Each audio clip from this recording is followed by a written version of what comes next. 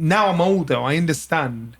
When I was younger, I mistook nerves for fear. Right. So I always thought I was scared. But it was just nerves. And I thought, how comes everybody else can do this? And I'd look around me thinking, I've got the same training, we're doing all this stuff, but why am I scared? And it wasn't till I probably got to my mid-20s, I understood I wasn't scared. It was nerves. Okay. So once I understood that, I made fear my friend. I could run with it. I'm like, I'm a kamikaze pilot. Because I understood that if I didn't have nerves are good. It's like a deer in the woods. You're like alert, you're on it. Yeah. But if you mistake it for fear, it's fight or flight.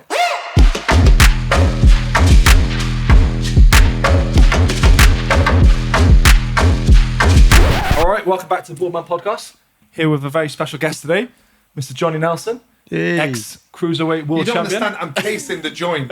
I walked into this place and I'm just flabbergasted at. It's like, nice. I've done some podcasts before, but I've never felt like nicking something. I'm sorry. I'm sorry. We have rubbed that out. This is nice. I like it. I've been to a lot of podcasts, and I'd say this is the best setup. And I'm not just saying that because I'm here. Wow. It's air, it's nice. It feels like you're in someone's living room. Yeah. You're not in a pokey little room. I did one the other week with George Grove's podcast. Very good it is. And I do one myself for the Gloves Up, Knife Down charity, but I'm taking some pictures when I leave here. So thanks, Johnny. That's nice. Got some inspiration. That means a lot. I mean, Johnny, you're basically like the face. I would say you're the face of Sky Sports, boxing especially. You know, you're everywhere. We've obviously been watching us, showing James some of the videos and stuff. Everything you've been doing, fucking brilliant. I just love it. I actually, as I walked in, the fight was playing. I thought, God, I've not watched that for ages, and I try not to, because you go through the array of emotions. Yeah. And it's hard. Because you think, oh my God, remember that. God, Brendon was there. And things have changed. Brendon's passed away. I'm not with my wife anymore, even though we're still good mates. And you just look at all your friends there. And boxing, it was the best, for me, it was the best time of my life. And I was fortunate enough to be in a couple of eras. Now, you might not know this guy. I was in an era of a guy called Harold Bombergrain. And he was a wicked fighter. He got knocked out against Julian Jackson. Out in Spain, wicked fight. And then after that, I was in the era of Naz, Prince Hamid, and I was the older one of the crew. Should have been really exciting. And again, we were the Brat Pack. We travelled everywhere together. We had such a laugh. But growing up in the gym, it was, even now when I walk in the gym, the smell, the vibe, the atmosphere, it's home for me. And I laugh because the youngsters that are in there, they'll do the same stuff I did to the older boys, saying, come on, old man, you're getting in. I'm thinking, little bastard. But it's that's just... what I used to do. Yeah. So when I look at old footage and old films, I just think, I like this. It's just everything in there. I think boxing, especially. I'm not a bloody boxer, but it's just so. There's such a good community. It's such a good vibe. It's so good for you. It means so much. But it's to the people. And one thing I learned in boxing, and when you're talking about boxing, not everybody's into boxing. I thought the whole world was into boxing, but they're not. Yeah. So it's. Yeah. But what captures people's imagination is the story behind the fights, the story behind the fighter, what got him there, what made him do this. You might touch on a fight, but that is an everybody story. Yeah, that is like a kid next door kind of story. Yeah. And so when you do things like that, that's where people are engaged. Yeah. That's where people think, I'll check that book out. And what got you into boxing? What was the thing that catalyst? What got me into boxing? Because my brother boxed, and I wanted to make friends. I didn't want to fight. I couldn't fight. Like a teacher spoke to me at school, I'd cry. I was a bit of a pussy. Can I swear? Yeah. So I can't swear. I'm trying to stop swearing. But I was How old were you then? How old? So I started boxing at 15, 14, 15, going in the gym. I knew when I'd left school, because our school was a Catholic school. I was an altar boy to the age of 13. And our school used to be an all-girls school. And what happened was we were second year boys guinea pigs. So, but it was the posh side of town. Right. So all my mates from school were from the posh side of town. I was from the ghetto. We were poor. We weren't broke. We were poor. so at home on my own doorsteps, saw the guys around, but they weren't really my friends. So I thought, I need to make friends here. I'd left school. You can see everybody going off doing the things in bunches, and I'm like, my brother, I always followed him everywhere. and he boxed. And so I said, "Can I go to a boxing club with you?" He understood the culture of a boxing club, and he said, "If you can go to another boxing club and prove you want to do it, then you can come to my club." Right. Which was Brendon Ingle club where I trained. And I pretended it. When he left the house, I left the house. I'd wait around the corner. When he'd gone, I'd go back in the house again. Roughly knew what time he'd be coming back. I would get out of the house and walk back. I would say so many bullshit stories about what I did in the gym. What never happened, I'd make this stuff up. I'm so honest to admit that, really, because to be in a to what you end up doing. Yeah, well, this is why I say, when you're born, people instinctively know their path. Some people instinctively know their path in life. Some people fall on their path in life by accident. Some people are pushed on their path in life. I was pushed on my path in life by what was happening around me. So I went to the gym, eventually where my brother went. The downside of going to the boxing club was boxing. I didn't want to box. Right. I just wanted to make friends. I want to have a circle of people to move with since I'd left school. I didn't walk out of school. I didn't even do exams. So when you got hit, you didn't like it at first. I hated it. Was you naturally good on the pads? You must have been. No. Trust me. People didn't tell me I was shit behind my back. They told me to my face, "You are rubbish. You're shit. Why are you boxing?" Yeah. I came down to London for one of my brothers lived down here. I'd left school 15 because there's no point in staying for exams because my reading and my handwriting was that of a 10-year-old. Right. And I came down and worked in Brixton Market. And I sold umbrellas and suitcases in Brixton Market. Okay. Nice. And I did that at Hackney Wick. Do you remember Hackney Wick? yeah, I do. Yeah. So we did it there. And we did it at Battersea Battersea Clock Tower, I think it's called. Okay. And we did round there, sold stuff around there for a year. But London, I find now I like London, hitting and running. But then I found it a very cold place compared to being up north. They didn't seem to be as friendly. Right. And so you'd travel to work and go home, travel to work, go home. So I went back home again. Then started boxing at the gym there. But I didn't want to fight. I just wanted to make friends. Yeah. And I had 13 amateur fights. I won 3. Yeah.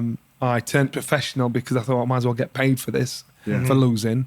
I lost my first 3 professional fights. And on the trot, people said, "You're rubbish. Why are you boxing?" I thought, well, I'll do it to 5 fights. If I have 5 fights, unbeaten, then I'll pack in. And so the first fight, so I just because it was easy money. Yeah. And then I Was won. it a decent wage back then? Now my first wage was £290. So some kids are turning professional on a £1 million contract. Yeah. Mine was £290. Right. On average, I was coming out with £500 a fight.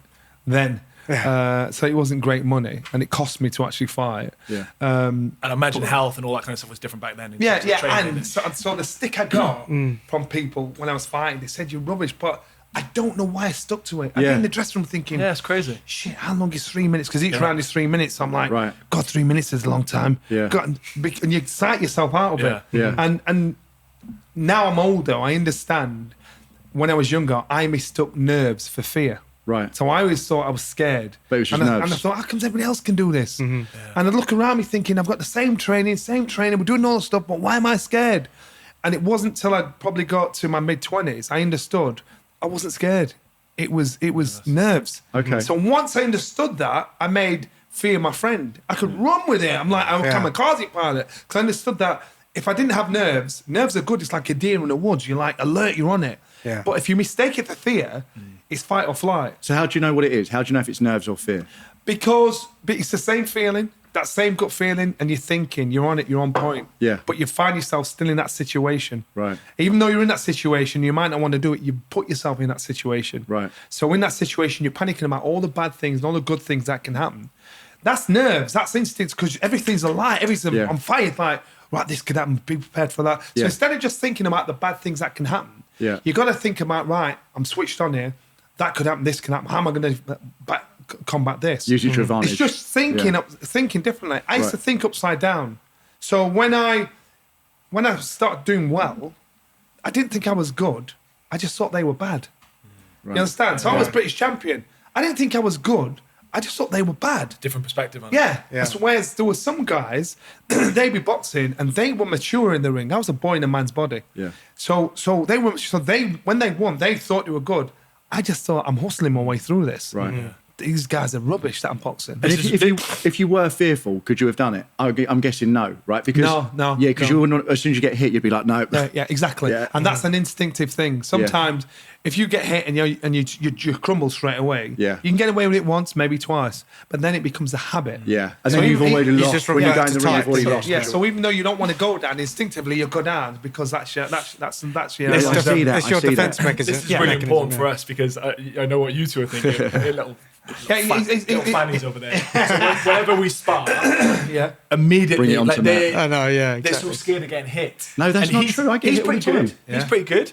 He can be good. Yeah.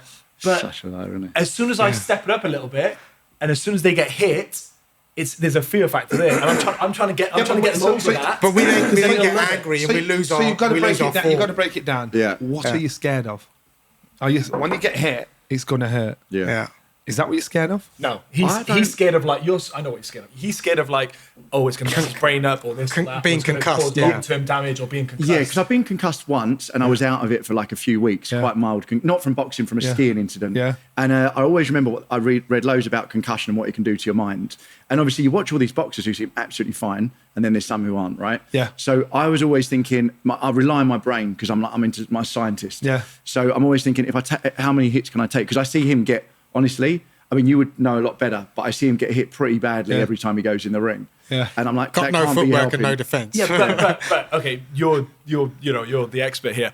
He thinks I'm getting hit pretty badly. Yeah. For me, it's like black eyes, bloody nose. You know? So the reality is this: we are not used to getting hit. So if someone smashes you in the face, it's like every idea, every plan you had, it's straight out of the kid thinking, shit, that hurt. We're not grown up getting hit. Yeah. What you guys are doing when you're sparring with each other, the best way to learn, to train, to enjoy it, when you're sparring, don't hit each other in the head. Hit each other to the body. Yeah, so that's a leveler. Yeah. That's your level, because you could hurt him, he could hurt you. Yeah. But when you're hitting to the head, you're not going to throw as many punches because you're like, shit, shot's coming. That's what we're So doing. there you're more hesitant. So you're not learning as much. Yeah. Your fitness level isn't up there because you're not throwing as many punches. So if you're working to the body, you'll be throwing 200 shots to 300 shots a round. If you're hitting to the head and body, you're going to throw maybe 50 shots. Yeah. So you're not working. So your fitness could be so much better. And if you're doing body sparring, and you're learning so much more because you're looking for angles because you don't want to hit the elbow. Well, that's what we do. We body spar a lot. Yeah. And James is like, okay, I've had a couple of rounds of body sparring. Let's do head. Yeah, but and that's what I'm saying. So number one, unless you're doing it for a profession or to get paid, why are you head sparring? What were what you see? That's why I get my sort of reactions YouTubers, don't you? better. Yeah, but your reactions can be better because you can block, slip. Yeah. And it's not just taking a shot. Yeah. It's blocking the shot, slipping the shot. Now and again, a shot will go around and whack you in the face. Yeah. Swallow it. Yeah. Don't think, oh shit, you hit me in the face. What have you done that for? Yeah. It's what you slip.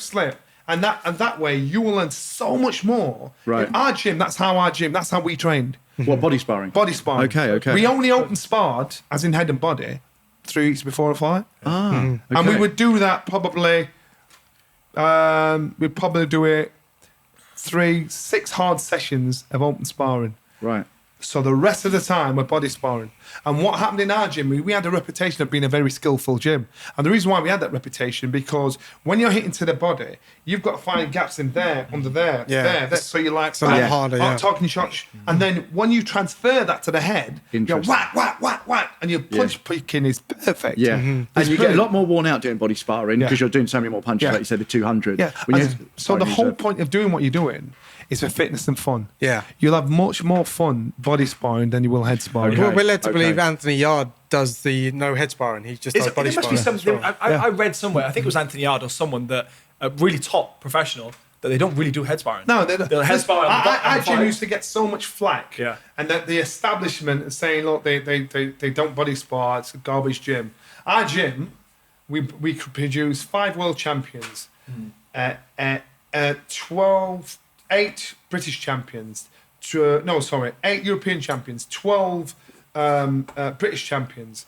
So to say we're doing it wrong, we're doing something right. Yeah. You understand? And there are not many fighters. I could name 1 or 2 that have come out of our sport that are a bit punch drunk. Their speech is a bit affected. Their timing, their mobility, and everything is affected. So if you're training, and you're open and getting hit to the head every day sparring. So say, for instance, you did 6 rounds a day, and each one of those 6 rounds a day, you got hit to the head, let's say 20 times per round. Yeah. So you've got to figure it out. 6 times, what's that, 120? That's 120 times a day, each time you spar. If you're doing it 5 days a week, you're talking 600 times in the head a week. Yeah. And then you're doing it over a month. That's 2,200 times a month you're getting hit in the head. So why would you not be brain damaged? Yeah. Why This is what I'm saying to him. Why Exactly. would that not affect you eventually down the line? He's head sparring 2 or 3 times a week, right? When we're away. I was, yeah. And each time he'll get hit a lot, but he'll get about 3 rocks where he's like that, and he sort of just for a few. And I'm like, you've got to stop doing this all the time because you're not a professional fighter. Yeah. And he gets tired and he won't be blocking himself properly. And as a friend, I'm just like, look, I've watched that, and I think you should not. I think you should do less. Trust me, unless it's your living, it's not worth it. Yeah. Because right now you're young and you're enjoying it. You're enjoying who you are. Yeah. I'm so glad you said that. Yeah, same. He needed to hear it. He needed to hear it because he loves reigning cruiserweight champion getting ever. hit. But it's going to do damage later It's on. our own ego. Yeah. And this is a human nature. It's our own ego. Yeah. So to fight, you don't have to be a hard man. Right? You've got to be a smart man. Exactly. Yeah. Right. So our ego is our biggest supporter and our biggest enemy. Yeah. Our ego can get us ruined or make us a king of the hill. Now you've got to think a bigger picture. And I see many fights. I've been on both sides of the fence. I've seen many fighters give their all for a crowd, crash, bang, wallop, and then years later, I've seen them when they've retired. They can't speak straight. They can't tie their shoelaces. They can't wipe their own ass. Yeah. And you think, was it worth it? Yeah. And you got when you're young, you don't care. Yeah. When you're younger, you don't care. But when you get older, you think, why did I do that? Do some My damage. thing, Johnny, on it is like, we're doing a podcast. We've had a lot of boxers on. They say it off camera. They won't say it on camera. Like, we're quite strong. Yeah. Like, they're actually quite good if they can be pushed. They love it. They absolutely love it. He came to Malta for just to box with me. Yeah. Like, who does that? And he's not a boxer. So they love it. And I said to him, I said, look, if this keeps going well, in like 6 months or a year, you might have a little YouTuber that calls you out and says, okay, fight for 100 grand, which, or something like that, something stupid, where as a man, you're not gonna turn that down, are you? And they've both gone, no, of course not. So my thing is, we'll get a little bit ready now, so you're just feeling comfortable. And from their side as well, like I've done quite a lot now where they think it's terrible, and I'm like, the people that get punch drunk or end up what you just said, they've gone through exactly what you said, loads of fights. So to prepare for something like that, that's something that could happen. You want to make sure you're skillful and prepared. Right. So skillful is work on your skill. Body sparring is your skill. Right, okay. So you're preparing. So say, for instance, somebody does call you out, then you've got the skill. The only difference between body sparring and head sparring is probably 2 weeks. And that 2 weeks is timing, because what you're doing there, you've got to have the confidence to do there. Yeah. And then you've got to feel comfortable to stand in close, in punch distance, to let your combinations go and get off. Yeah. It's 2 weeks of transition. Yeah. And that's it. So when you don't have to, don't do it. Because by the time you get to fight, you need to be fight fresh, smart. Right. Yeah. And that's why the whole point is, it's like in sport, in boxing, drugs don't make you a better fighter. They don't make you any better than the next man. Drugs will make you stronger. They'll make you, can make you stronger, help you lose weight. They don't make you a better fighter. And so it's down to the skill. Right. I've beaten 3 drug cheats in boxing. It's the sweetest feeling ever. Yeah. Because that answers your question. So guys that have done it, do you think, I want to get ahead? If you want to get ahead, in case somebody does call you out, get your skill shit together. Because all of a sudden you think, oh my God, this boy's on it. Yeah. Where's he know that from? Because you start to think of so many different variations. Yeah. And you could go to a pub, you see 2 guys fighting. You can time how long the fight's going to last. Yeah. You know what I mean? You can tell. Yeah. When you're pub fighting, it's just lashing you out don't like need this. these beer glasses. It's not control. So what I'm saying to you is, you can have fun. I still spar now. Yeah. I go to the gym Body. once or twice a week. Yeah, body sparring. Yeah. Ain't head sparring. Yeah. I go to the gym once or twice a week with a bunch of guys from the gym I train at, the weights gym I train at, and we spar. Now these guys are proper big units, Yeah. and they look the part. Yeah. And I know for facts, if we did open sparring, I'd smash him, but it's not fun. I want them to come back, so we want to have fun. Yeah. So you're just getting your movement. Yeah, I'm getting my movement. They're whacking away. Yeah, so good. I'm giving them my body, and they're like smashing away. So everybody's enjoyed themselves. Yeah. Nobody's walking away with a headache. They're telling all their mates they sparred with Johnny Nelson. That's why we're in such good shape. That's Nobody's going home with a headache. No. Yeah. And everybody wants to come back next week. But if you're open sparring every week, you're thinking, That's fucking brilliant. That's really insightful. I can't man. body spar these because I drop them every time. But that's Show Johnny some videos. But body sparring, that little, body sparring is a leveler. Yeah. And you can get in with someone that's smart. Prince Nassim Hamid, Prince Nassim Hamid. Yeah. He used to body spar with heavyweights. Right. So when he got into fight, He could just take it. he battered kids in He his was weight. so and good, you're man. thinking, well, how's that work? So remember, Nats are smaller and shorter, but faster. Yeah. The heavyweights are bigger and stronger. So they've got to get their, so they benefit as well because they've got to get their time in to get this little fast fighter. So every one of their shots, Naz is getting about 8 in. Bam, bam, bam, bam, bam, bam. Yeah. And they've got to time it, get the time in. Yeah. So if a big heavyweight can time hitting a featherweight, then he knows when he's up against somebody else his own size, another heavyweight, his speed is going to be ridiculous compared to his opponent. For Naz, sparring with a heavyweight, he's being lent on, push back, push about. Yeah. So when he gets in there with somebody his own way, He can handle they'll be it, like, shit, this man's like a brick wall. Yeah. So everybody benefits, and that's why body sparring's a leveler. Right. But it's just the tricks of the trade. Yeah. It's great advice. It's the tricks of That's the trade. really good If you want advice. to body spar Johnny, you're So- in the gym for a little bit. Going back though, Johnny, so you started, so you weren't naturally, inclined. You didn't like it. You realised then at some point, 6 or 7 fights in, or you said like early 20s, you realised at that point, hold on, it's not fear, it's nerves. Yeah. And that's when you sort of changed. That's when I changed. Right. And so then it was, once I understood that, remember, I'd been through a lot of ups and downs, winning and losing, people telling you how rubbish you are.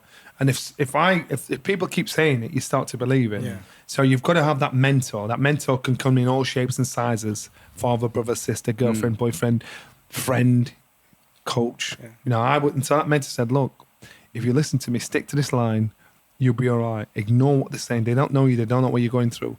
I was fortunate to have Brendon Ingle. He was my mentor, coach, friend. Yeah. He knew me inside out. He knew how to work me. And I stuck to it. So when everybody said, "Jack him, Johnny, you're no good," he said, "Stick by it. You will be world champion." And it's hard to believe it because you can't see it, but he could. Yeah. I stuck to it. Yeah. And so... He to meant get- so much to you as yes, well. Yeah, to get wisdom, you've got to go through experiences, both good and bad. So you can't always have the good times and think, yeah, shit, this is great experience. Because you're learning one side of the coin. 100%. You've got to go through bad experiences as well. So you're prepared for the two. And so once you've gone through experience, that gives you wisdom. Yeah. So when you've got wisdom, you know what not to do and what to do. Yeah. So on my journey, I was winning, losing, drawing, people saying I'm shit and everything. And I was having to deal with all the good, the positives and the negatives. So when my time came and I actually became champion, no one was going to rock me. Nobody could tell me anything to say I wasn't X, Y, Z. Because you've had it. Because I'd gone through all the experiences to deal with it. Yeah. So once I knew I could do it, but it wasn't official, I thought, right, I just need the option now. Because I had 2 cracks at world title. The first one I drew for the WBC title in 1990. Second one I lost on point a few years later. Third one was my final. I stuck at it where people said, "You're no good, we don't want to watch you, you're boring." Well, all this sort of stuff. I stuck at it. Then the third one, that's when my boxing life really began. So at the time when I was boxing for the world title, I drew the first one, and ball draw, second one. People walk away and think, that's it, I can't do it. But I knew if I'd have boxed to the best of my ability and given it my all, that's the time when you want to have that serious conversation with yourself to say, I can't do it. But I knew I didn't. I knew for some reason or another, I thought I was scared. I thought I wasn't as good as the rest of them. But once it all clicked, and I knew it wasn't fear, it was nerves. Yeah. I knew what I could do and what I was capable of doing. Then I was chomping at the bit, and I knew.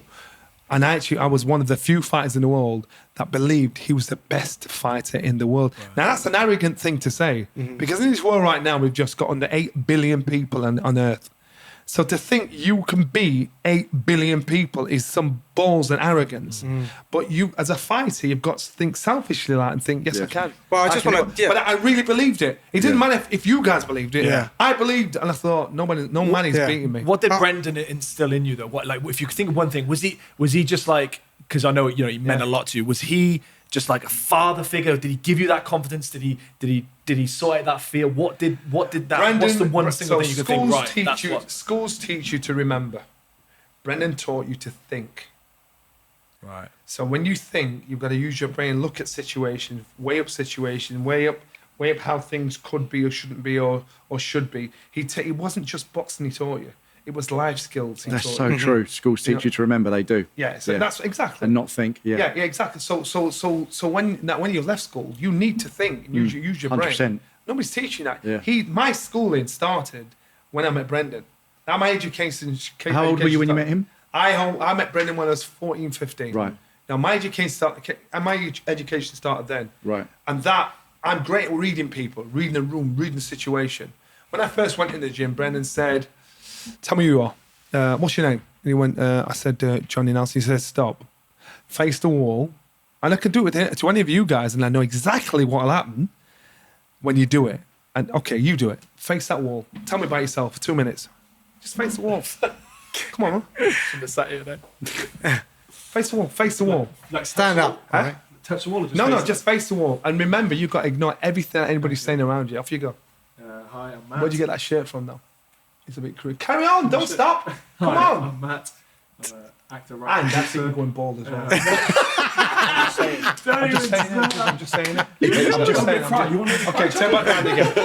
So the whole point is, you're thinking, shit, I've got to actually talk about myself. Yeah. Right. It's a lot harder than... He's teaching you to think, have confidence within yourself, validation within yourself, ignoring all the shit, like me, saying stuff to you. Because when you're walking in a ring, and I've had it, trust me, I was in Brazil, I've got some boxed in a place called Doncaster in Melbourne, everywhere, and they're shouting, "You black bastard," going in. You've got to be mentally strong enough to smile, sticks and stones. And even more so if someone hitting you in the face. Yeah. Sticks and stones may break your bones. How much does that help you in real life, though, as well? Oh, God, massively. Yeah. Massively. Yeah. I always tell this story about... I was asked once when I was first encountered racism. It was around a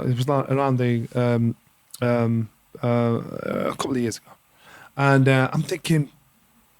I can't really remember. I'm thinking... But growing up in Sheffield, Yeah, like, in Sheffield, it's a very Asian-based community. I can't remember. But then I had to think about it, think, oh shit, I forgot about that. Because to me, because of how I'd been schooled by Brendon, I actually kind of Forgot. Yeah. You know, it's how you deal with it. Now, basically, there was one occasion when I was younger, which wasn't down to racing, that was ignorance. The other occasion was the best, for me, the best thing that could happen. So I'm at school.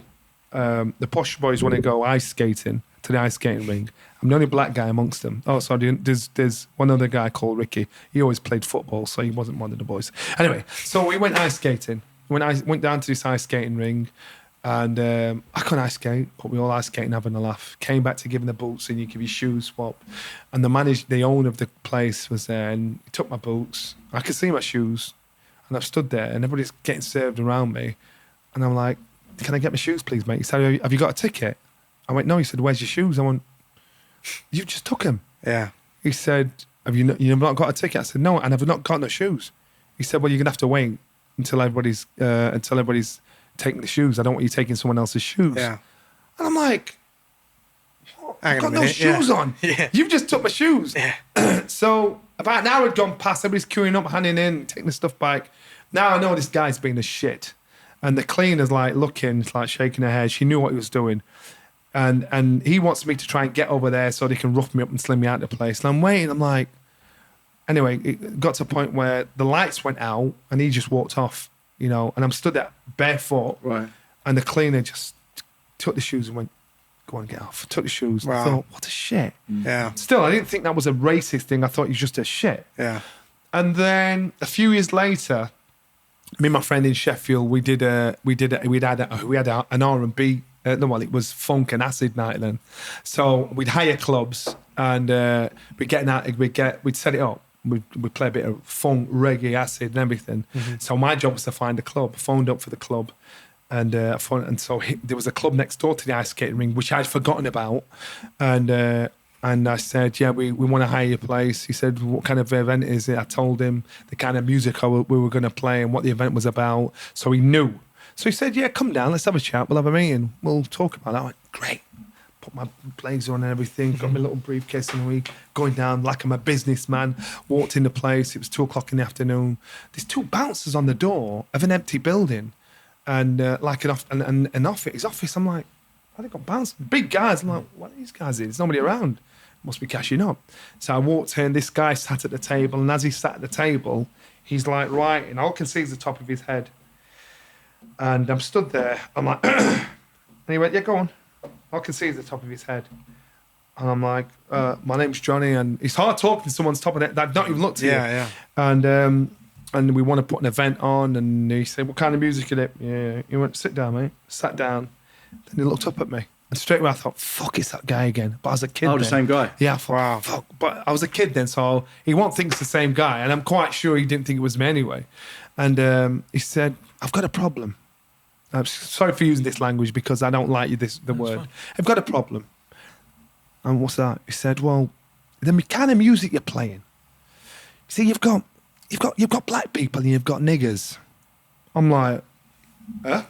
He said, and that kind of music you play, a lot of niggers come in and they stink their ass. I'm like, what the fuck? Yeah. Couldn't believe what you're saying. Like, what? How old were you then? I was probably 18, 19. Okay. I'm like, what? And I'm boxing. I'm like, I was going to say, you're still boxing at this point as well. When I used to get upset when I was younger, I'd start crying.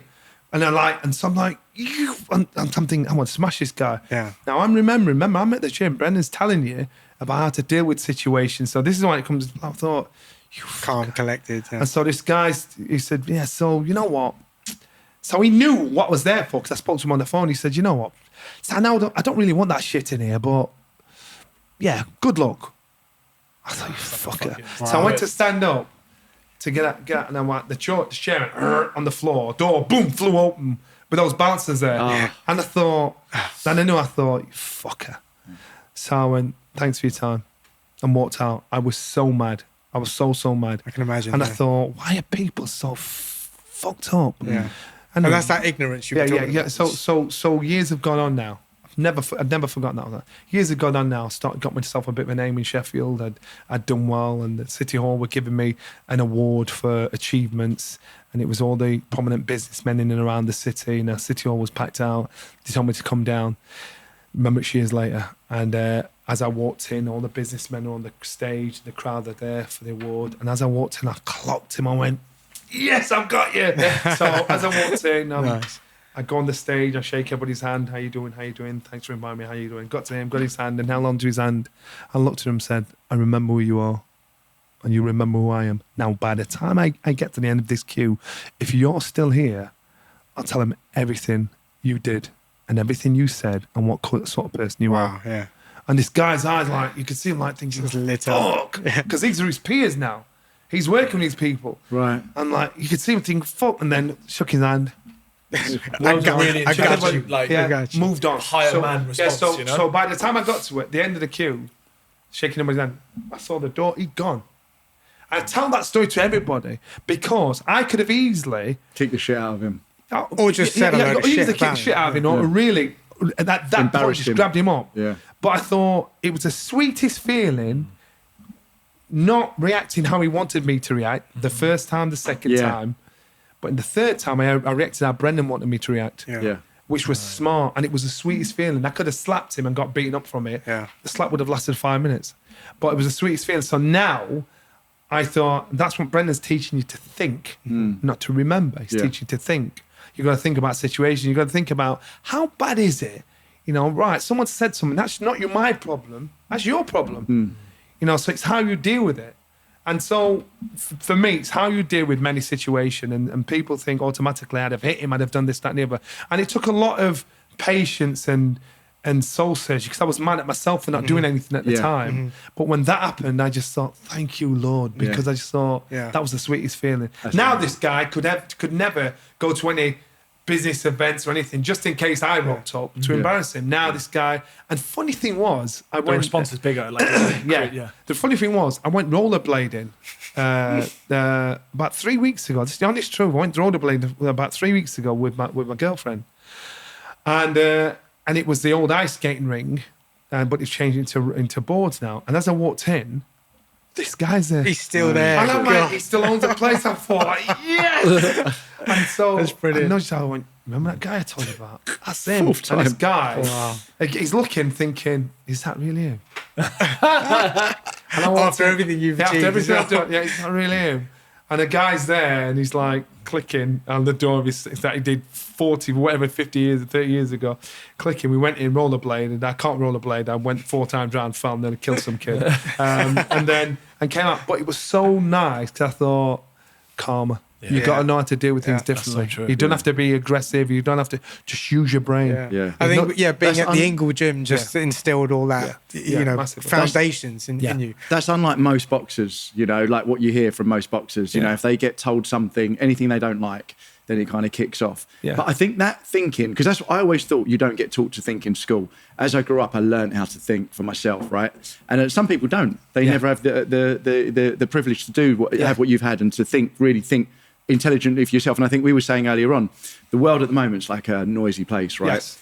It's very hard to be on your own, in your own brain. Everyone's always like putting on a podcast or putting on a YouTube video, phoning their friend. So that ability to think and be on your own and say, okay, actually, I'm good here. But how often? So we spend all the time in the gym training our bodies. How do we train our mind? And nobody thinks about training that mind. And so how to do that? When I boxed, was because I understood at the times when I thought I was scared, the biggest voice was me in my head. I'd go for a run. I'd think, oh God, I'm tired. My knees hurt, my back's hurting. How far have I got left? And so I'd put earphones on so I could learn a little further. So and you can link them both together. Boxing, fitness, without a doubt. Body without a doubt. So I've got my earphones on now, so I can run a little further. But then I thought to myself, well, how am I training that?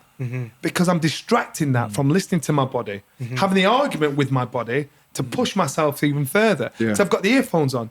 So I'm not benefiting this, I'm benefiting that. But there's no point in having great that if you got garbage this. So now I take the earphones off. I wouldn't train with them in. Okay. I had music in the gym, we'd have a bit of fun and everything. But if I went running, when it was just me, I wanted to hear everything. I wanted to have the argument in my head between doubt and power, between weakness and strength, between giving myself an excuse and give myself inspiration.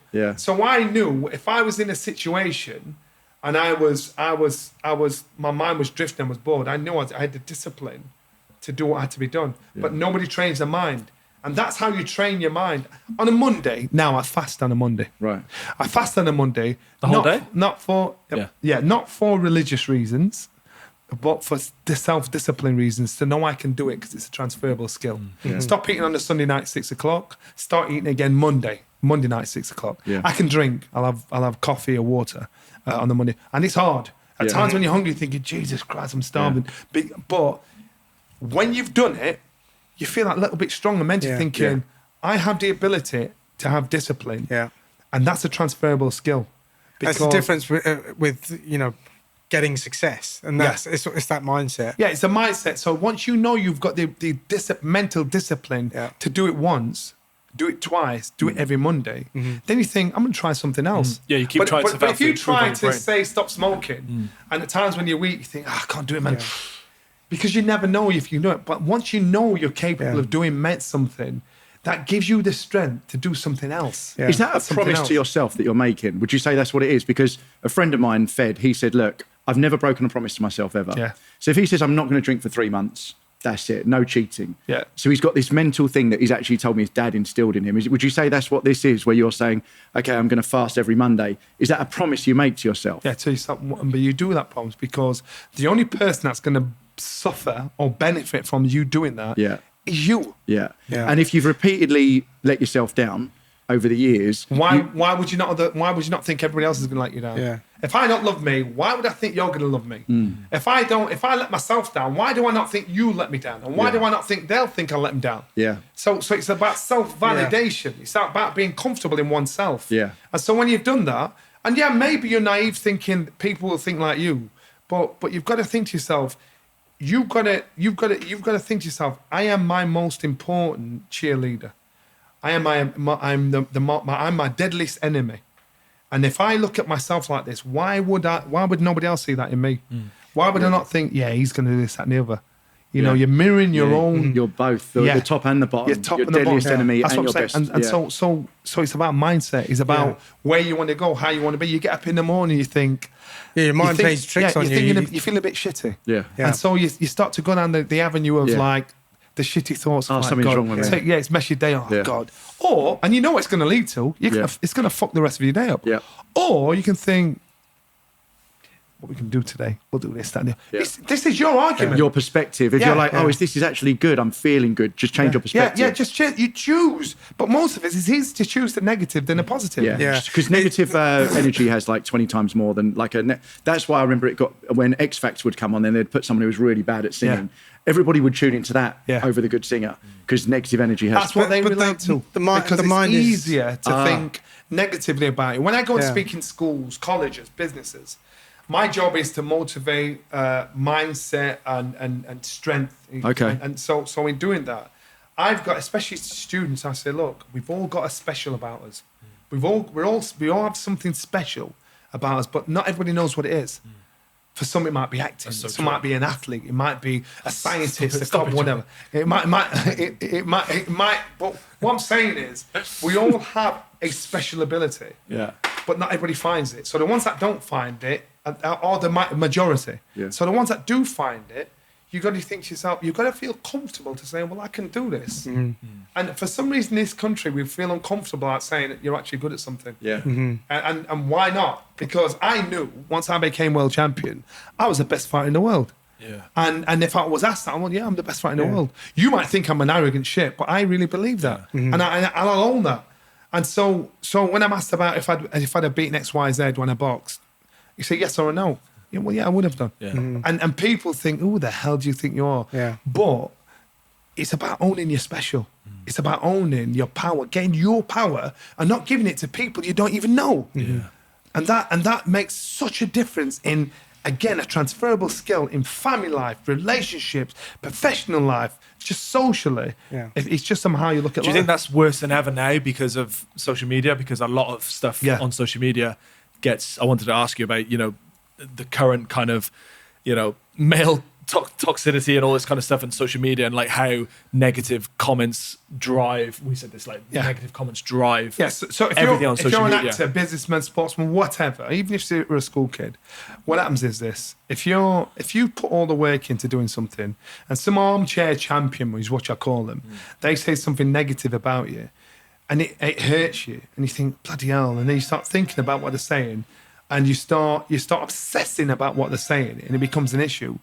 The biggest idiot isn't them.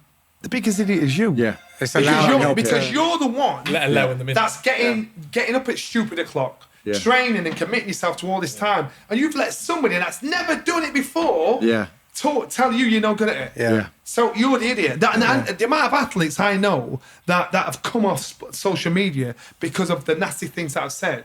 And I'm like, you're an idiot. Yeah. You're the idiot, not them. That's human. If someone's nasty, they're nasty for whatever reason it is. If you've done all this work and you let someone that's never done it or never done it to your level tell you you're rubbish and you listen to them and it upsets you and affects your game, then you shouldn't be there in the first place. That's so true. You've got to own your shit. Yeah. If you're good at something, you think, I can do this. I don't. It doesn't matter if you think I'm good or bad. When we boxed, my coach said, ignore the press, good or bad. Because when they say good things about you, they don't know anything about you. They're saying something nice. When they say bad things about you, it's exactly the same rule. Ignore. You know what you're capable of doing. Your people that you work with know what you're capable of doing. That's your validation. And if what you're doing attracts attention, makes you successful in the field you're in, people just want to put you down again. Good. Yeah. But you've got to learn to put the barrier there. And I'm not saying tell everybody to do one. What I'm saying is, you know how to deal with them, put me in perspective. All the people that used to say I was rubbish, I'd never do anything. Yeah. And then when I became world champion, I slapped them on the back. I could easily say, you said this, that, and the other about me. Yeah. But I didn't. Yeah. There was no need to. The mind is built for survival, and it's like we should persevere and push through those moments where we don't really feel like doing, like going to the gym in the morning, or but it's, getting on with the day. It's a habit. Yeah. Unfortunate that we choose. It's easier to think negatively than positively, and our mind, there's a pinball flying about our head, and we settle in something that happened at home or with our wife or with our kids or whatever, and we're not used to dealing with the upset and pain. So all of a sudden, God, I'm depressed. I'm like, what should I do? How can I deal with this? So we've got to learn to work our brain, work that muscle. Yeah. Train that muscle. Mm-hmm. We're distracted by living on our phones. We're distracted by playing on the Nintendo. We find things to distract us from actually dealing. It's making that stronger. Yeah. No matter how much you go to the gym. That's probably the way you just explained all that in the last sort of 10 minutes is probably the most rounded, fair, like neutral way to handle yourself as a human. I think that's because most people will go one of the other extremes. And I think you're right. When these people are writing stuff, they're anonymous for the most part. Yeah. And it's like if you were face to face, they'd respond how that guy did. Social media has developed a nation of cowards. Yeah. And victims. Yeah. And I call them keyboard soldiers. So therefore, you've got to, there's not many people, as I said, that know they're special. So the majority of people you're going to come across don't think like you, don't have that positivity, that knowledge of they're special. Mm-hmm. So you're going to come across more negatives than positives. But how does that work? Surely it's so much easier to be positive, nice, happy. I mean, James always says I'm always very optimistic, but surely I always think it's much easier to be positive, nice than negative, because negative creates what happens so much when you've come across one negative, 2 negative, 3 negative, 4, you're thinking, oh my God, the whole world's like this.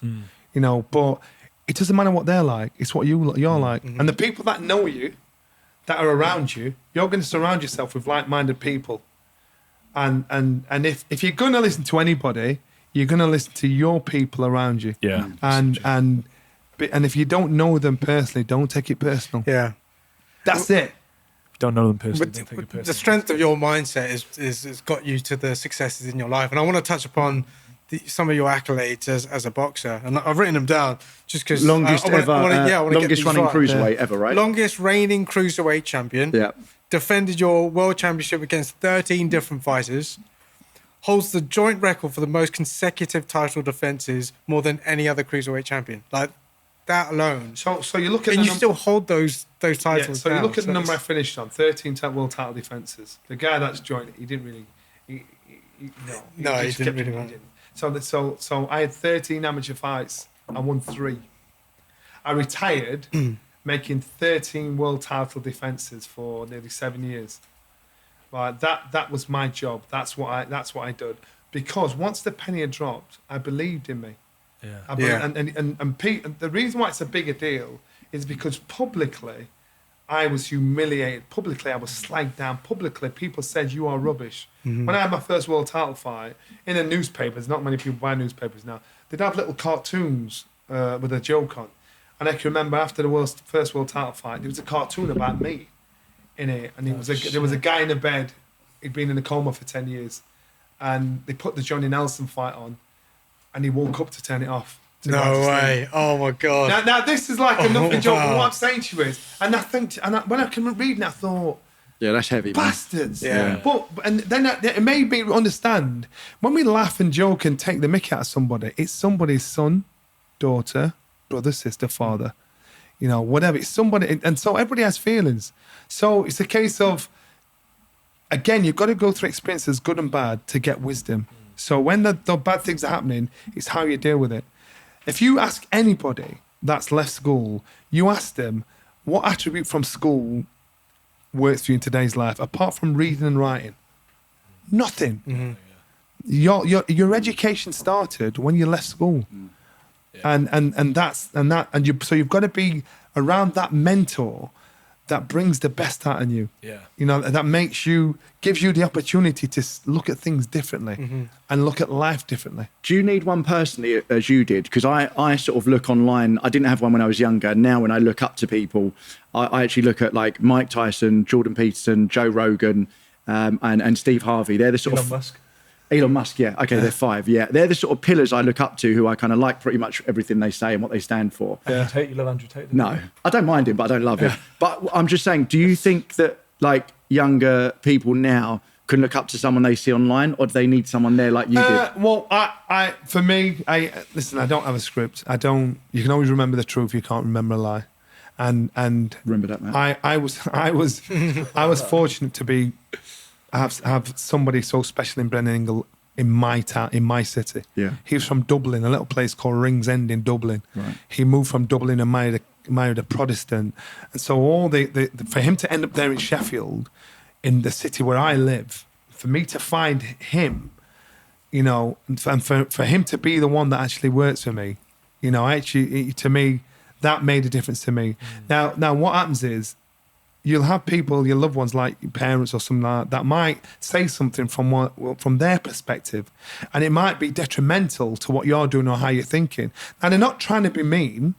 Some may be jealous or envious, but they're not trying to be mean. They may just not see what you see. I can remember Ali was talking about when he boxed Foreman, and he looked at it as though he was walking.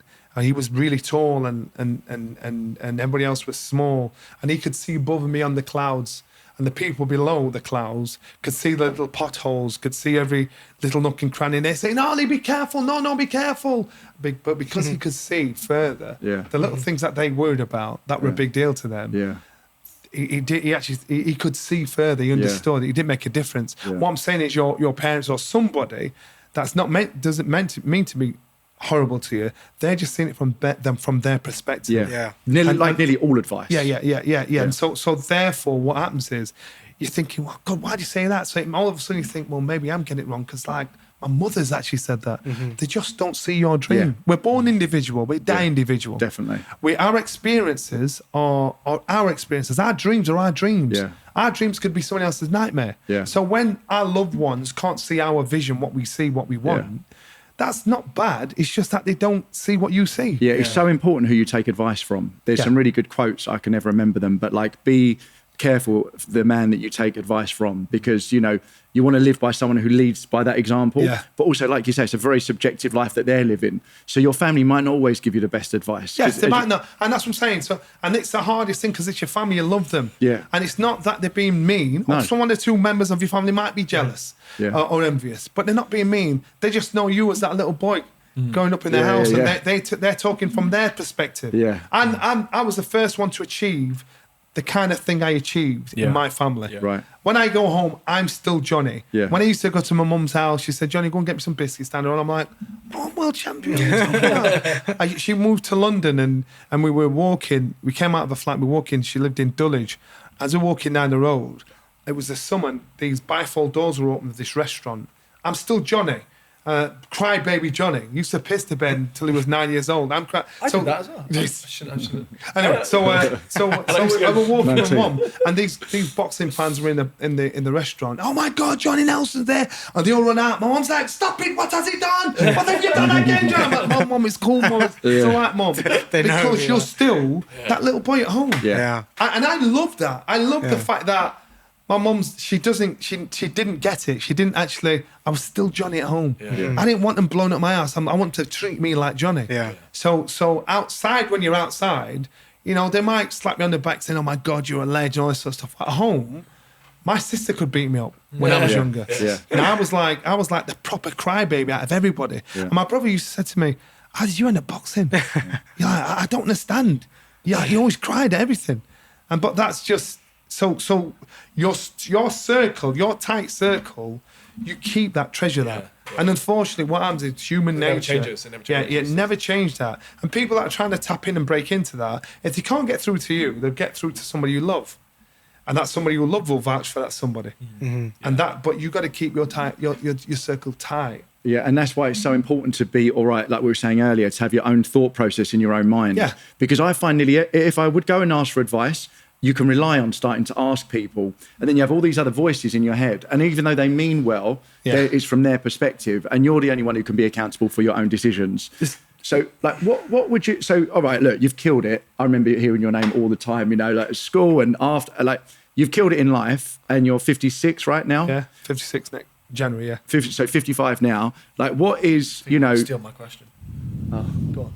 like, what is, you know, it's sort of like a twofold question, kind of, what do you think is purpose? Fine, And I know yeah. purpose, I don't really like that word, but, you know, what is it you're sort of planning for the future for, like, your own happiness and, you know, outside of the normal things? And, like, what would you say your sort of He purpose goes is a now? little bit 'Cause- feminine and sensitive now. so- no, because you've got such a good understanding Yeah. as a man and That's as a human exactly what I was in gonna say. all these, Yeah. like, as not winning and not just winning at the beginning and then turning and then being the longest reigning cruiserweight. Yeah. You've got not many people on this planet have this perspective that you have on life and experience, you know, and I'd love to know, you know, what is it next for you that you're going to do that's going to, like, you know, keep your brain just... So how I think everybody's put on this earth for a reason.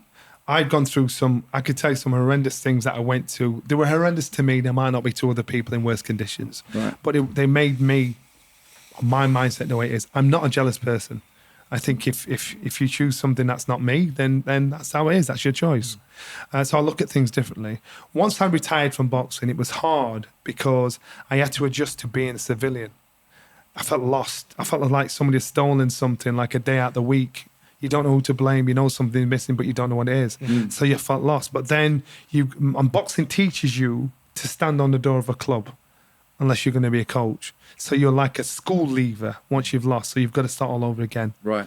It affects your home life, and everything is affected because your relationships and the dynamics of the people who are at home all the time taking care of you. All of a sudden, it's more intense. So you've got to look at things differently. Once I got my head around that, and once, you know, I'd been through that period of mourning, should I say. You know, most sportsmen and women, once they've retired, within 5 years, it's drink, drugs, gambling, whatever. Do you drink? Not really. I'd have a drink. But what happens is they're looking for that same rush, that same intensity that they had when they did this. They're never going to find it. So you've got to accept, you know, you've had your slot, but then you give yourself a plan. Now, each time I've given myself a 10-year plan. Once I turn 50, I've got a 10-year plan. You know, and for when I'm fit, I'll keep fit, eat well, take care of myself and take care of my family. When I'm 60, I'll do the same. My job is, what I've been through in life, for it to stay with me, I think, well, that's a waste. When I look at, I came out when Luther Vandross died. Luther Vandross, amazing voice, amazing singer. Yeah. I remember when Brendon passed away. I remember Nelson Mandela, people passing away, and the knowledge and the experience that they've had in life has died with them. Or has it? Depends if they've passed it on. They've Yeah. left their they've passed legacy. it on. Yeah. So they passed their legacy on. And when that legacy's passed on, you know, we learn from history. How does history come from? That's his story. So he's telling you his story, his experiences of life. My job, I'm around, I'm here now. So the stuff that I learned, the mistakes I made, the success and failures I had, the lessons I've had, it's my job to pass on and inspire others. Yeah. That's my job. Okay. Yeah. So when I'm telling you stuff, what's my purpose? My purpose is to inspire others. Because I've achieved what I've wanted to achieve. Anything I've wanted, I've actually achieved it. Yeah. Yeah. So I'm like, so I enjoy And it. that's what really makes you happy now. Yeah, it makes me so happy. Because Brendon did it for me. Yeah. And I was one of many. And it wasn't just producing championship fighters. He helped people that turn them boys into men, girls into women.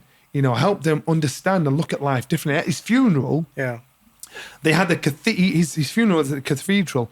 The amount of people in Sheffield that turned out, it was like the Queen's funeral. Right. And you met all these people saying, "Oh, Brendon was such a nice guy." I'm like, when did he have time to meet all these people? Yeah, It's with you all the time. Yeah, he had. But that's what he had 5 kids.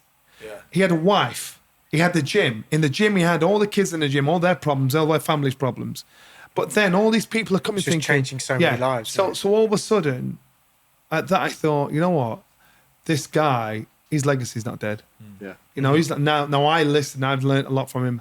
I am no angel, but I know for a fact my job is to pass on what I've learned Carry on. to inspire somebody else. Right. And, you're maybe giving one of back. those somebody else's will do exactly the same thing. This is how we evolve. This is how our life I say goes the world on. becomes a better place and people become better overall. Yeah. Yeah, you're doing that now. Like I think I read that you're going to different prisons. Yeah. And you know, speaking with the inmates about how to Yes. be better in Yeah, themselves. so mental health. Brendon used to take the lads to prison, and he had an arrangement with a couple of prisons in and around North Yorkshire, And he'd say to us when we were training, and we'd do exhibitions in working men's club, and he'd say to the people watching, right, you can hit them, as in us, but they can't hit you back. Then he turned to us and said, boys, if you get hit, whose fault is it? We knew the answer. It's our own fault. Yeah. So our job is to slip, miss. So if you fight somebody that doesn't know how to fight, they're the best people to learn off, because you've got to read the unpredictable. Yeah. And so that was improving us as fighters. It was giving a reality check for the people that were watching, thinking, oh my God, it's fucking great. I couldn't touch him. You'll be getting in there with big miners that are trying to whack away, but they're slipping, they can't hit you, and you're right in front of them. So we were learning. So Brendon then took us to prison.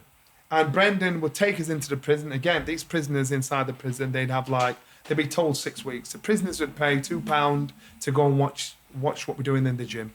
And they'd sit down. We'd get a ring set up in the gym. Certain prisoners, they'd pay £10, which would go to a charity, out of the wages that they're making in prison, to spar. So you'd get 6 prisoners that actually got in the ring to spar with us all. Now, and they're all shapes and sizes. I mean, these guys, all they can do is eat and train. So they look like proper pine munchers. That's all they thought about. Yeah. So for them, it was their world title. For us, it was like a snippet, a few hours inside a prison, thinking, shit. Yeah. So we'd go in and think, fuck, who's got him? Who's got him? I had got a big black guy from Manchester. He'd killed somebody. And like, I'm looking, thinking, this guy is massive. Fuck. And he's a fucking murderer. And he don't want to be shown up in front of everybody. So you've got to be cool, man. Yeah. And Brendon said to us, listen to me. If you get hit, it's your own fault. Be smart, be on your wits, whatever. Yeah. Now, you know, most people can fight for about 1 minute, 35 seconds. Yeah. After that, make him work. So the crazy thing about boxing. Yeah, we get in there, we slip. And the prisoners are going wild, they're loving it. Yeah. The guys loving They're it. throwing everything. That's doing it. And then what he would do is, Brendon, when we'd start, then Brendon was like the Pied Piper. He start talking to the prisoner. we're talking about 300 or 400 prisoners inside the gymnasium around the ring. And he start talking to them, giving them examples of how life could be, shouldn't be, should be, and how they've made choices in life, and how we were no different from them, but they made a choice in life. How life could be so different. And he's talking to him, and you couldn't hear a pin drop. Guy was brilliant. I mean, every prisoner did it, and you thought, these guys are, why the hell would they listen to this little white Irish fella?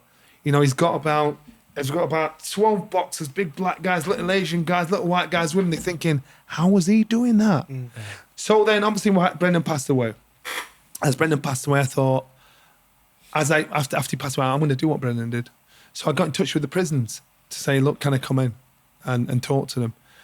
He said, well, unfortunately now, because legislation has changed, we can't encourage violence. You can't come in and spar because it's like you're teaching the fight. I went, no problem. Let me just come in and talk to them. Let me just come in. Yeah. So I'd go into prisons. At one point, I had some school kids. I'd work at a school 1 day a week. Every school has a 10% of its students that you can't mix with the other kids because they're disruptive. My class was never empty. The first day I went in, I said to the kids, I'm not a teacher. So if you fuck with me, I will bump into you. And they're like, and the teacher's like in the back, oh my God, I can't even say it. But I had it. Yeah. And so every week, we'd do 1 week in and 1 week out. 1 week we'd talk about what we did last week. We'd go to a factory where people were doing 12-hour shifts making sandwiches. We'd go to a football ground where footballers were training and they'd drive off in their flash cars. We'd go everywhere. Every other week we'd go. And then the week after, we'd talk about what we saw and what we thought. And what I'm doing is I'm inspiring these kids to think, I want to do that. I don't want to do that. I want to do that. And at the end of each term, we go to a prison. The reality check, because these kids, they've probably got a relative or something that's in prison, that's glorifying prison life. And the last time we did it, and again, they've stopped us from doing that, so I've got to go in by myself. 12 prisoners during the last 2 years of their sentence, they've all committed all types of crime. And they've got a card. So when we get to the prison, the governor says, right, listen, Mr. Nelson, I'm your point of call now. Ignore Mr. Nelson. And you take him through where the prisoners got when they check into prison. Tap him down, take all the stuff off them, belts off them. So through that whole experience. Walk him through the prison. We walk past the prison yard. The prison like, you little shit. All this stuff, everything. These prisoners giving him shit. It's a reality check. If you go into prison, you think, fuck, I can get out of here.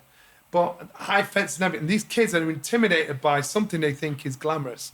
They go into the cells, and then we go into a room. It's 12 prisoners that have committed all these crimes. And they then talk to us about their crime and who it affected, not just their victims. The whole family. And how they were at the same age of the kids they're sat in front of. Yeah, it's amazing how you're showing these kids the life that they can have. Yeah, that's and a then real also difference. putting that fear factor in and be like, well, if you do choose the wrong path, this is where you can this is so where when you can people end are up. glamorising prisons here, these prisoners are saying, on the last one when I took the kids in, a prisoner said, standard prison issue when you come in, it's a soap, toothpaste, he's named a few things, and he finished off with a condom.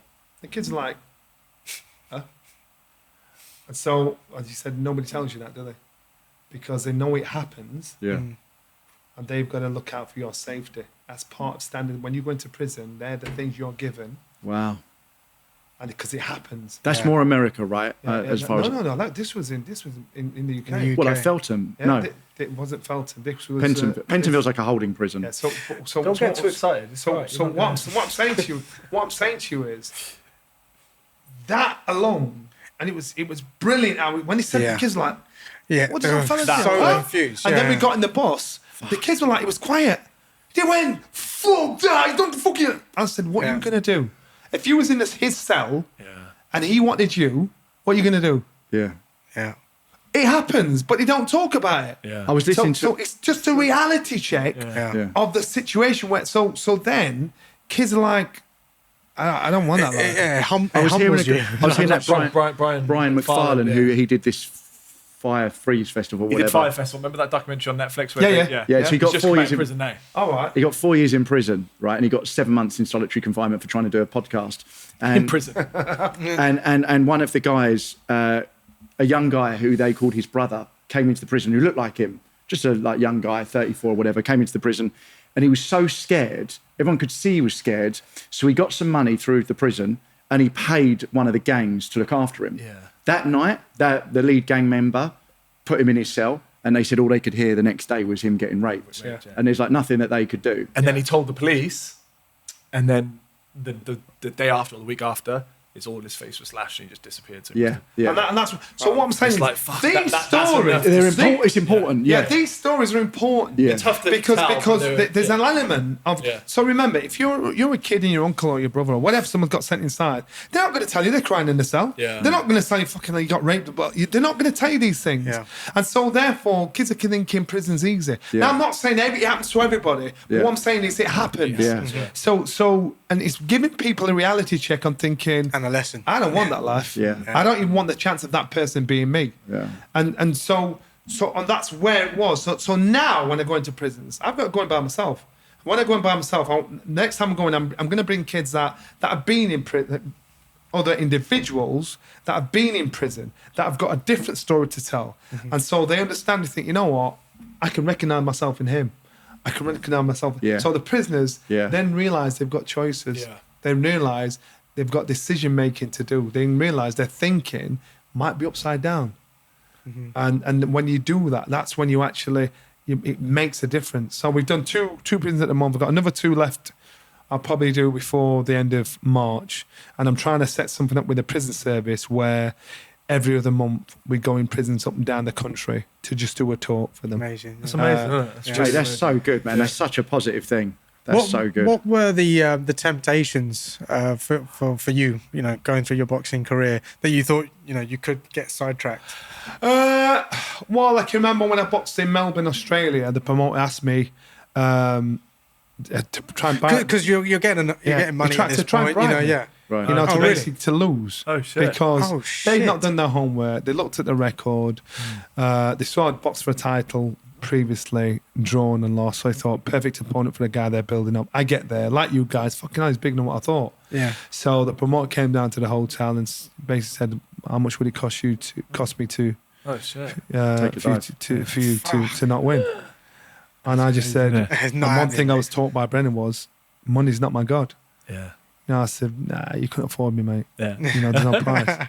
And so these things are offered. Drugs are offered. You've done well not to fall into that side of things, because everyone that I've spoken to who's, you speak to someone like Robbie Williams or, Michael Jackson, you imagine the life they have. Yeah. To come down, and we've all lived like a smaller, different version of having this, whether it's you on a film set or boxing, or you have this amazing time. And then to just be sit indoors and not do a lot. Yeah. It's so to not go into any of those things. But it's how you treat the people on your way up.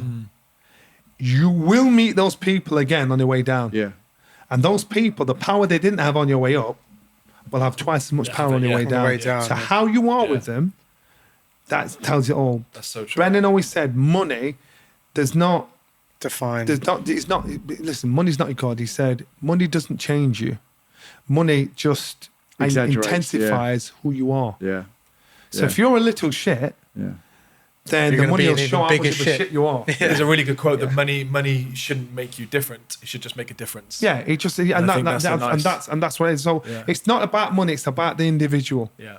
And it's about how that individual deals with and looks at life. That's the biggest thing. When I first moved to London from Wales, every actor I was around was like, first thing they were trying to do was survive and earn money. Yeah. And then the next thing was like, okay, if they earn money, they enjoy themselves, then they can do the acting. Yeah. And I just thought, I'm just going to flip it. I'm going to put money at the end. Yes.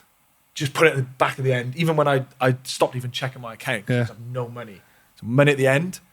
Number 4. Number 3 was this. Number 1, and number 1 was like focus on exactly what that's it. So you're enjoying the journey. You've got to survive to do something you love. Yeah. You want to act. Yeah. You've got to survive to do it. So all of a sudden, the thing you love the most is put on the back burner because you've got to survive. Yeah. And then it affects the thing you love because you can't do it as well as you can because you can't live. Yeah. So you've got to think to yourself, right, this is how I'm going to do this. You've got to just look at things differently. How do I flip it? And if you look at things differently, then you get a different result. Do you know what? That's the nice tie-in to go back around what you were talking about earlier with the mind. And just tricking your mind a little bit, thinking you need music to go a little bit further. Actually, take the music out and play, change yourself. Yeah. They say that a lot of people, if they go to a petrol station, it's a tiny little thing, but everyone will always fill up the petrol £20 or £30. Yeah. Just change your mind for a second and fill up £25, something. Just do something because different. it just changes something different in your mindset. So it gets makes you think used, different. Yeah. It gets you used to doing something different. I agree. Yeah. Because we have habits, good and bad habits. Yeah. It's just having the strength and the courage and saying, I'm doing this. Yeah. And you'll chuckle to yourself. Exactly, No matter if you look like some nutcase, you think. There's so many quotes, isn't there? I want to There's flip it very quickly. So gloves are off. Yeah.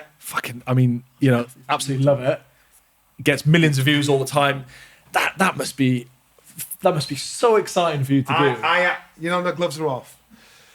So I was going to say, what is your we've seen loads of moments. What's your favourite? Obviously, I've got a few. How did it come about, though, the first one? Basically, the gloves are off is from gym chat, gym talk.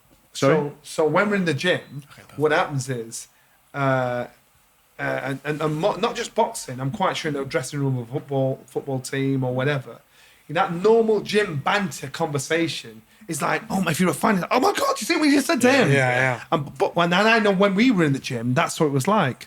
So then it's trying to create that gym chat. Yeah.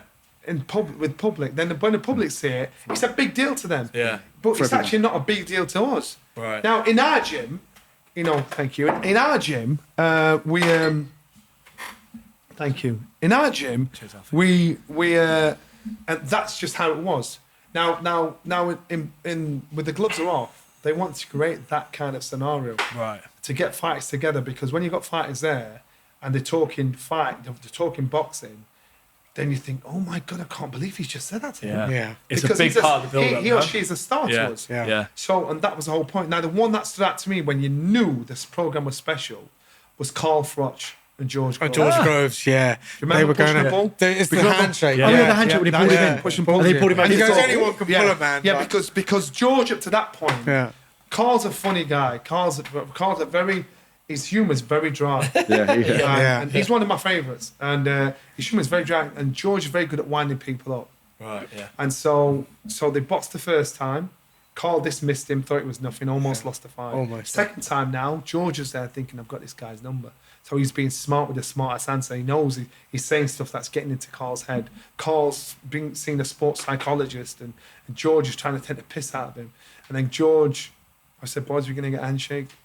George put his hand out and got his hand. He squeezed his hand to pull him. He goes, "Are we going to shake hands?" To pull him. And as he pulled him, Carl snapped, and Carl was like that kid from Nottingham. That's not having nobody mess with him. We can all have a push and a pull. I'm like, oh shit! Oh, and everybody, all you can hear in the gallery is, oh shit! Yeah. And I thought, that's amazing. But you know what the weird thing about this is like, I would love to do something like that because it'd be so much fun. Like your position, you've almost got to.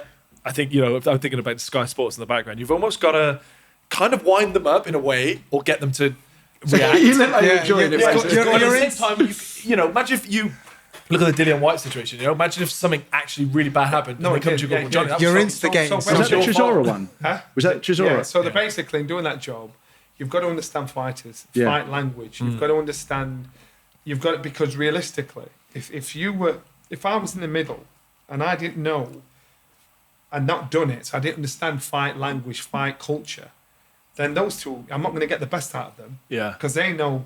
They know I don't know that they're taking a piss or chatting shit. Yeah. So my job now is to be between them and actually read the room and understand. If I feel like he's chatting garbage, I've got to pull it out of him. If he thinks us two against you, I've got to talk. I'm going to talk to him, but then all of a sudden put the question to him. Yeah. So he's like, what the fuck? So it's just playing devil's advocate. Yeah. Being shit stirring. In a subtle, small way. But you are such a balance with it. Yeah, now sometimes the fighters turn on you and say, well, what have you done?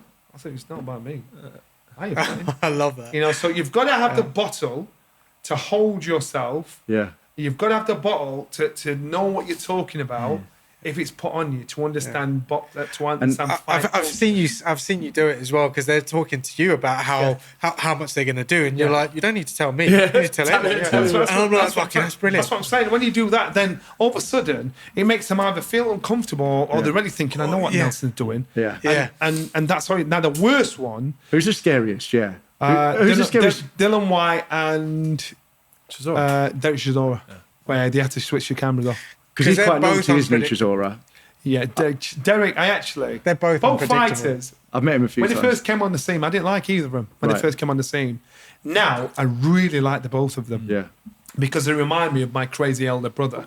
And so Dylan and Derek now, they're proper raw, these boys. They're proper raw. Yeah, raw. So Dylan's winding him up. And Derek, he's got that proper madman chuckle on him. Just switches. Then all of a sudden the glass went up, whoop, threw the glass at him, and then the camera had to go off. Water all over the place. Now the camera's off. You can hear screaming and everything. There's water all over the place. Dylan jumped up, dived on him.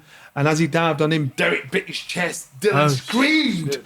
If you hear a man scream, he screamed. Yeah. Right. We're trying to pull them off each other. They're on the floor. We're slipping all over the place. The security guy shut the door in the studio. So they can leave. So I'm like, open the fucking door. and he's like, I'm containing it. I went, no, what is it? So you're dragging him apart. And Derek's like laughing as this is happening. Like a mean kind of laugh. Yeah. Dylan's trying to kill him. He's trying to batter him. And so we get him apart, get Dylan out of the studio. Now Dylan's boys are outside the studio now because they want to get in. Because he's just jumping around. And they're going mad. I'm like, boys, come on, boys. You got.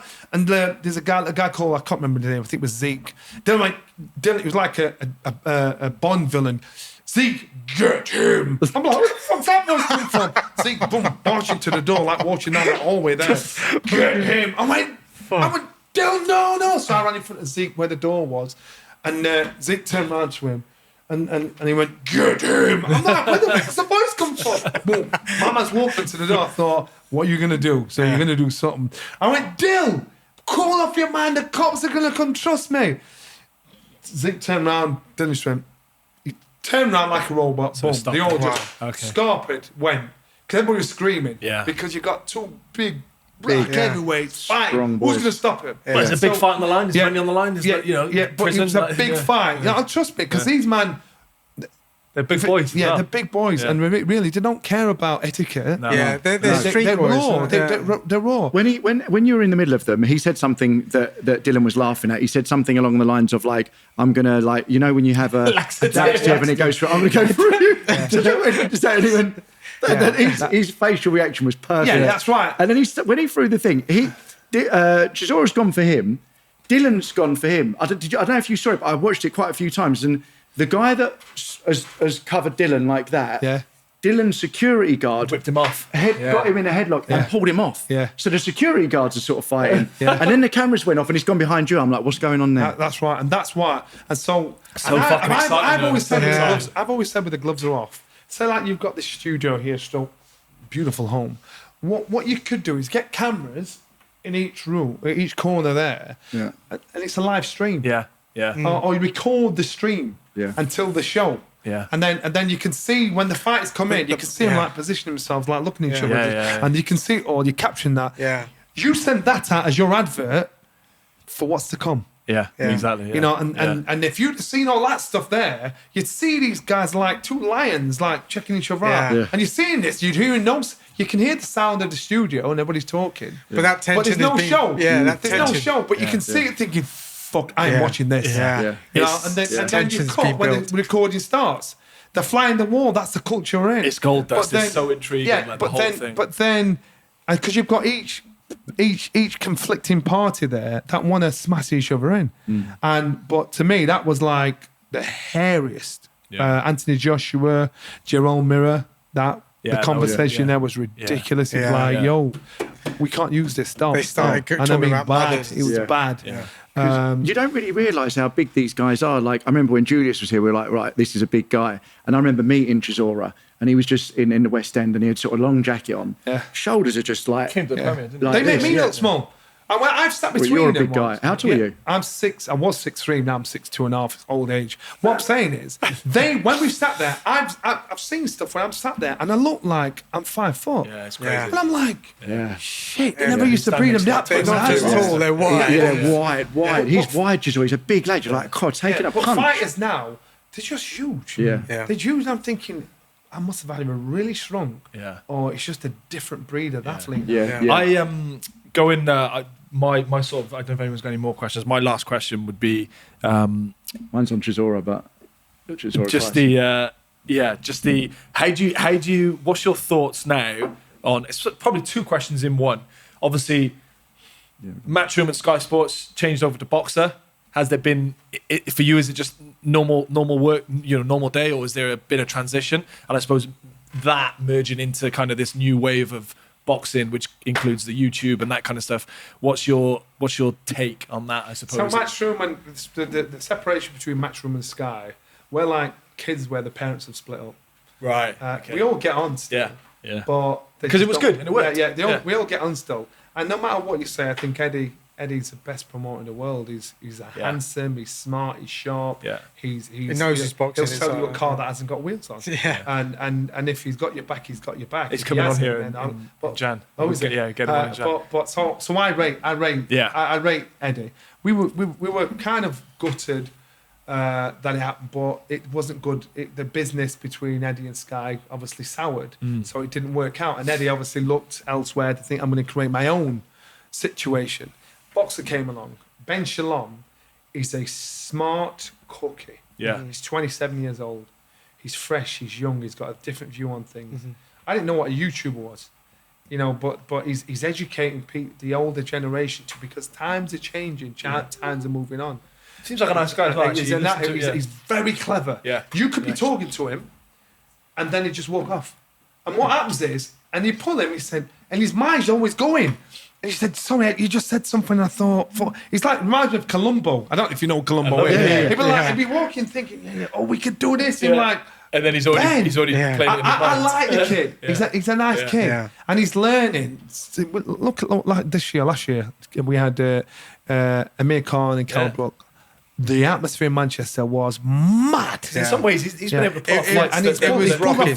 And the difference is, he's willing to work with other promoters, whereas most promoters aren't willing to sit together and work together. Not. And so, and I said to him when he first started, you're going to get your head put down the toilet. They are going to try and shut you out. Those people that don't like each other will team up to get you, because you are a threat. You are potentially the future. So they want to trip you up. They do not want you to succeed. And he stuck through it. He's got a good little team around him. He's getting his job done. And I like his energy. I'm seeing change. I'm in change. Yeah. He's a trendsetter. And I like it. So I just think, so you've got these YouTubers. Now, I know Jake Paul gets a lot of stick. And he gets a lot of stick because of jealousy. Jake Paul's getting the attention and money that world champions get. Yeah. Guys that have been training to box since 5 years old. Yeah. Jake Paul has managed to bring a different crowd that follow him. And he can actually fight. He can, yeah. I'm not saying he's good, but he can actually fight. Yeah. You've got some YouTubers that just can't fight. And you think, why are you entertaining? But Jake actually, other fighters could be jealous of him because of the money and the attention he gets. But he's got the platform, and he's teaching other fighters to understand being a good fighter is not enough. You've got to be the whole package. You've got to be a character. Yeah. You've got to be an individual. You've got to sell yourself, get yourself out there, let people know who you are. Yeah, yeah. And then in doing that, let people buy into you, so you'll get people that love you or loathe you. Become a brand. Yeah, become a brand. So he's educating a lot of fighters. The young fighter that's actually got that now off the tee, Danny Garcia. He's like, this kid is like, he just reminds me of a YouTuber, but he's a wicked little fighter. Yeah. Ryan Garcia. Ryan Garcia, a wicked little fighter. He's amazing, so quick. But he's got that mentality of that age group. Yeah. And I thought, and he's the people he attracts are that age group. He's agreeing to fight Gervonta Davis. Yeah, but what I'm saying to you is, so now the penny's dropped with him. Yeah. And people like Jake Paul, they've actually inspired other fighters. I was just going to say, he's introducing a whole new crowd into boxing, and like him or hate him, he's doing good things for boxing. He's doing good things for boxing. He's promoting boxing in such a positive way. And now you've got a lot of ex-fighters that are thinking, God, hope we close my name out because they're going to get paid some handsome money. Well, people don't realise that Andrew Tate, really became famous because of calling out Jake Paul. Yeah. Andrew Tate dropped a video a couple of years ago, smoking a cigar, walking by his Lamborghini, and said, Jake Paul, I come from this background. I don't have 50 million, but I've got 3 million. I'll fight you any day. And that's the first video that kind of went viral with and that's why it basically, regardless of the old school traditional fight fans, what Jake Paul and people are doing is they're attracting the next generation of fans. Yeah. And they're their own promoters. Yeah, their own problem. And it's just a lesson learned. Yeah, I guess Andrew Tate or Jake Paul, they could be pushing younger kids to say, do you know what, I'm going to give this a go now. Yeah. Because, what's your thoughts on the on Chisora Tyson fight? So I'm not sure when this will be out, so it will have happened by then. So this is the third time these guys are fighting each other. Yeah. Tyson's beaten him twice already. Mm-hmm. This is the Tyson Fury show. And you can't write a man off and say, I ain't got any chance at all. But Tyson Fury, after saying I'm retired, give me $500 million, I'll fight again, I'll fight XYZ, I'm never fighting again. He's coming back out to say I'm back. So that's it, and Derek Chisora has the opportunity. Now some are scoffing it, some aren't. If you're a Tyson fan, you'll go and watch. The gate receipts will tell you the story of how much of an appetite there is for it. Yeah. So it's basically to see Tyson Fury fight. I could say to you, name me 5 Anthony Joshua opponents. And you might struggle if you were the average man in the street, but you watch him because it's the Anthony Joshua show. Yeah. Tyson Fury, you're watching him because you become a fan of Tyson Fury and his story. So this third fight with Derek is the Tyson Fury show to say, look, I'm back. Yeah. I still think it's like a lot of boxers I know of like, oh my God, why is it happening? This, that. I think it's a flip. I still think I was going to say, when you compare actually, just other heavyweight fights out there. All right, if it's going to sell at a stadium and they're going to charge 25 quid to watch or whatever, then there's a different side of it. But I think they're both characters. There's a build up. Like I said, it's Tyson Fury's show, and it's one of those things that you're gonna watch you're gonna watch it anyway, even if you enjoy it. And I wouldn't rule out Derek completely because every heavyweight's got a chance. He's got his opportunity. Yeah. He's got a puncher's chance. You can never rule out a heavyweight. Yeah. One mistake and you pay the price. But I like the fact that Tyson, I think a couple of years back, he was in Las Vegas and he was saying these are going to be my next 4 fights, and Chisora was named as one of them. Oh, was he? And then he went into retirement, and I think that was just a publicity stunt, which marketed him in an amazing way. But he's sticking to his word. and he's fighting the people that he wants to fight. He said he's going to fight Dylan. He said he's going to fight Chisora. And so it's happening. And so that's why people are drawn to Tyson Fury. Like you said, it's the Tyson Fury show. And I think it's going to be a good fight, really good fight. Yeah. And Chisora's got a puncher's chance for sure. I would wanted to ask something you said right at the beginning. You said you went and you sort of like, you watch some of these old fights and it like takes you back to the place. You said you like married and this and how things sort of change when you now look back. Like, what's that nostalgia feeling like? And I don't think you would, but would you change anything? Is there any advice you'd give to people on the way up? I wouldn't change anything. All the bad times, I wouldn't change them because that's made me the person I am today. Yeah, learning. Yeah. The good times, I embraced and made made the most of everything. I think now when I look back and realise I was better than what I was at a certain point in my career, I watched my first world title fight. That was in 1990. I was 22, 23 years old. I look at it and think, I want to reach in the screen and slap me across the face and come on, Johnny, that's what it is. There's a thin line between success and failure. Yeah. And if you're on the line of failure, you don't know how close you are to success. And we think, I'm never going to do it. I'm never going to do it. And then when you do it, you think, is that it? Now, I can tell you how to be successful, but I can't show you. Oh, sorry, I can show you, but I can't tell you. Right. And once you've done it once and you understand what it took, you've got to fail a couple of times before you get it. You think, I know exactly what it takes. I know exactly what I've got to do. I know exactly, and I've got to want it enough. Yeah. And so I look at that and I think, it's the best thing I ever did. Now, sometimes when I'm trying to give advice or help others, my loving might be tough love. But the whole point is you've got to learn, you've got to want it enough yourself. Yeah. It doesn't matter how much I hold your hand, how much I make it comfortable for you, you got to want it enough yourself. And when you want it enough, you're almost there. So once that desire's there, then you've got to see your path to success. There's a punch machine there. So say that's life, that's your goal in life. And on your way through life, getting there, you're going to be distracted by family, friends, death, life, money, TikTok, wealth, everything, TikTok, social media. And what will happen is all these things are taking you off your priority, your aim. Yes. Yeah. And so you think, oh, I'll just deal with this. I'll just wait a bit. I'll wait. And all these things are there. You've got to want enough to get there, to get to that point in life, to make that a priority, to be able to deal with these distractions in life, but not make them take you off your path in life. Yeah. And so you've got to want it enough. And you can't blame people. Yeah. You've got to say, I want this and I know I can do this. You think, how can I do it? And if it makes sense to you, if you can see it, you can achieve it. If you can believe it, you can smell it, I think I can do that thing there. And because I always thought to myself, I can remember meeting Linford Christie at the Sports Awards.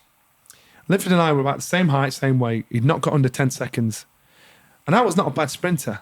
And I looked at him, I thought, I can do that. Yeah. Look at the build of me, I'm sure I could do that.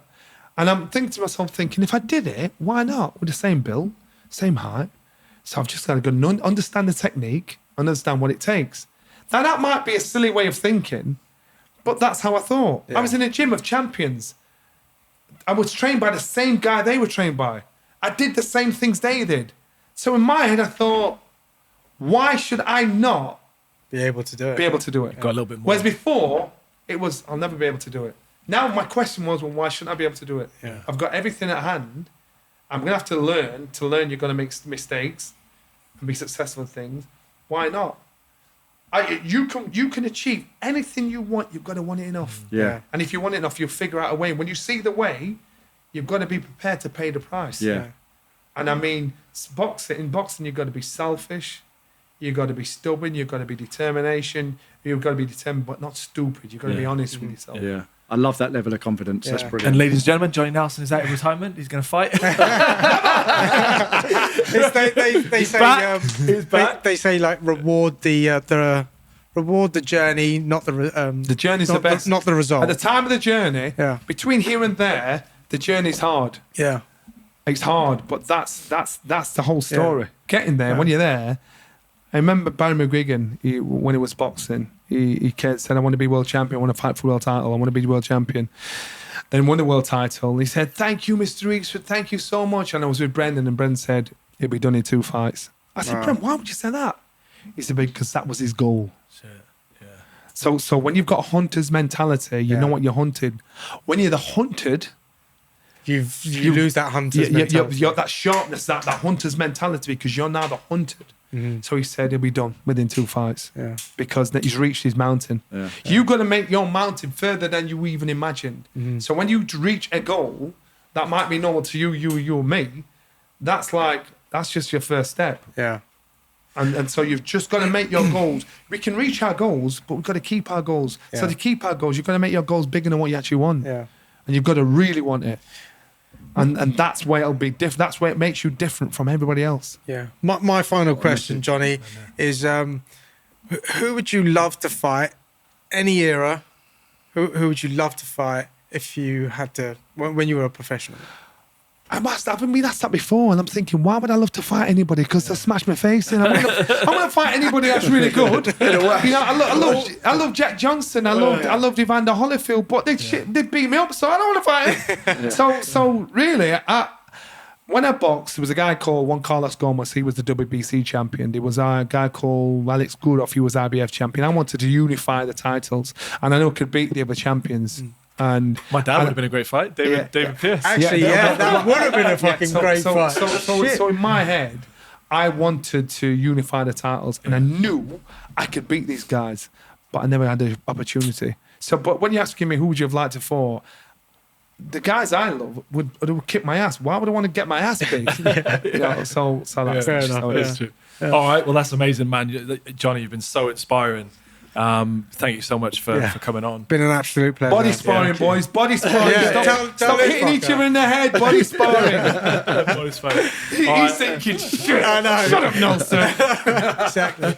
All right, thank you everyone for watching, liking, subscribing. That's us out. Yeah, absolute legend. Johnny Legend. Nelson, thank you very much. Thanks again, Johnny. Cheers. Thank you, mate.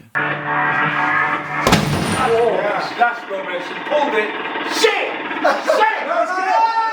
Oh, yes! All right, that's good. You beat those two. Okay, I'm the second from the third.